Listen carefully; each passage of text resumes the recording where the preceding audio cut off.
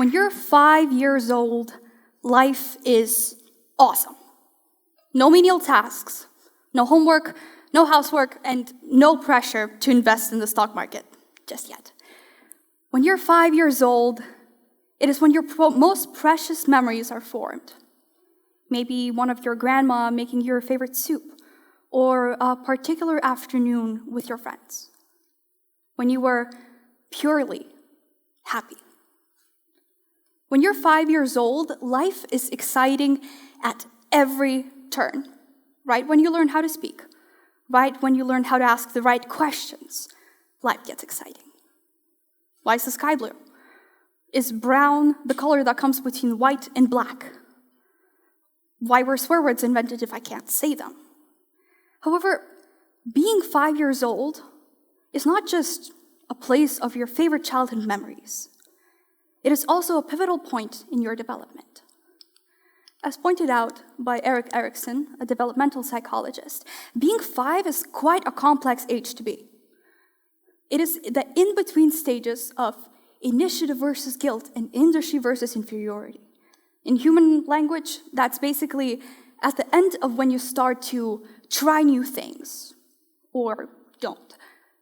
And at the pure start of when you start to develop new skills and feel really competent. Now you can say, Mom, Dad, caregiver, grandma, grandpa, whoever, I can do this. How is their thinking different? Why am I even speaking about 5-year-olds? 5-year-olds are energetic, they are creative, and they are curious. 3 attributes which most of us lose when we enter school, when we enter a job, when we feel not fulfilled in life. 5-year-olds absorb knowledge like a sponge. And why they're so special is because they can change their perspective when they're learning. For us, it's much harder. We know what we know and we don't want to change it. However, every single piece of knowledge for a 5-year-old is groundbreaking. I ask you to imagine that this is your mind.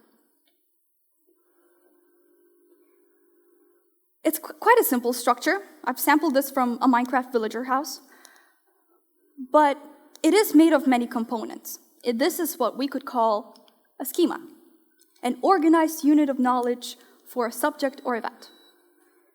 This house, this concept of a house, is made up of many pieces. You can see stairs, you can see doors, you can see planks, you can see a roof. Through different parts of knowledge, you combine them and you make it into one thing. This is a part of schema theory by Jean Piaget, who is also a developmental psychologist and worked on things like this. However, when you start really learning, after that simple Minecraft house, which should be a representation of a very simple way of thinking, complexity always has to increase. We start school, we start a new program, we start really digging into the knowledge that we want, right? The complexity increases. There's now a vase, there's now a curtain, there's now a circular window on the frame. These little pieces represent every single new thing that a 5-year-old can learn. They're just expanding their view of the world. However, it keeps increasing. And at some point, it becomes too much to handle. This is called deconstruction theory. This is where we finally start breaking things down. When things are too much to handle, just like a task list, when we feel very overwhelmed, we have to divide our knowledge into small little pieces. Something that is very easily digestible. This is very relevant to us as human beings who do get overwhelmed, especially if when we're learning something that's a bit hard to understand. It is easy to feel lost, to be in this chaos. However, what 5-year-olds do best is they can be grateful for it. They have the ability to sit in this chaos and to relish in it. For a little bit, they can understand that they're not failing. They are on the path of learning, and they're always open to it. Sitting in this chaos for us means being okay with not having everything put together, until eventually you start to put the pieces back together again.